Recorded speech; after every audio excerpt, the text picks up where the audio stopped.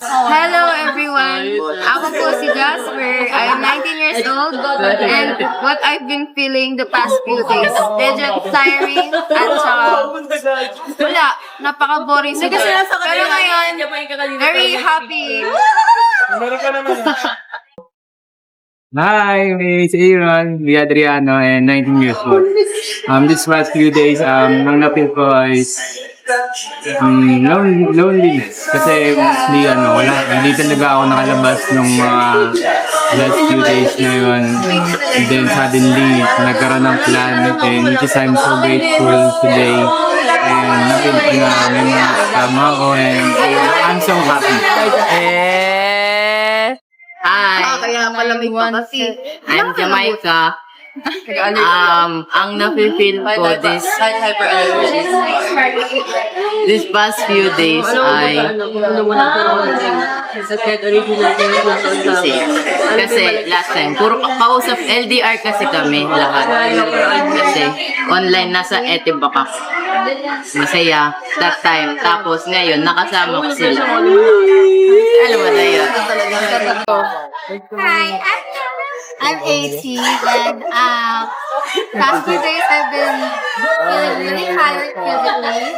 But yeah, other than that, I've been doing well naman. Just motion a few lessons. Compared to today, I'm feeling good that I'm with my friend, but I'm not feeling well physically.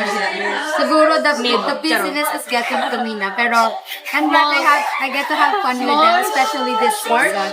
Happy holiday! Hello, I'm Raven. I'm 18 years old. For the past few days, honestly, masaya ako. Masaya naman ako. Pero, ayun nga, since nasa bahay ako, medyo nagiging stressful din. Pero, ngayon, in this past few times, mas masaya ako because,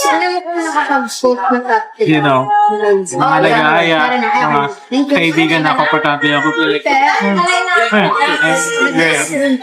Hi guys! I am Lindsay, 19 years old. Akala ko 18 pa. These past few days, I am incredibly lucky. I'm lucky in small things and big things. And now I am happy but kind of sleepy. Ah. Hi, my name is Chachi and I'm 19 years old. Makabentan na ako next year. Right, mom. These past few days, I've been very like down ganun. Pero since kasama ko yung friends ko, pakita mo. That's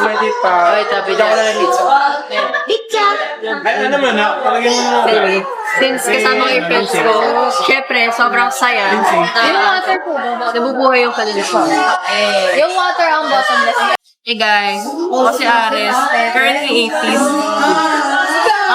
Ang nararamdaman ko the past few days, actually, I've been very stressed from all the organizational work I've been doing.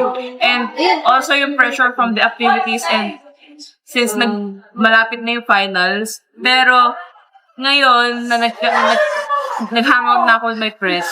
Siyempre, naging masaya na ako kasi I enjoying that company sobra. And natutunan ko na i-appreciate yung mga tao sa nasa paligid ko kasi they've been teaching me how to grow din talaga. Ayun.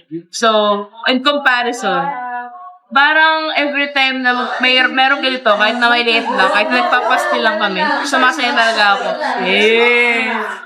Lugi tayo. Hi. And I am 19 years old. Soon to be better. Soon to be better. And for these past few days, I've been feeling stressed din sa mga apat. Kasi sobrang daming gagawin like with my Meron pa my birthday ng December. And ngayon, ang naramdaman ko ngayon is 27.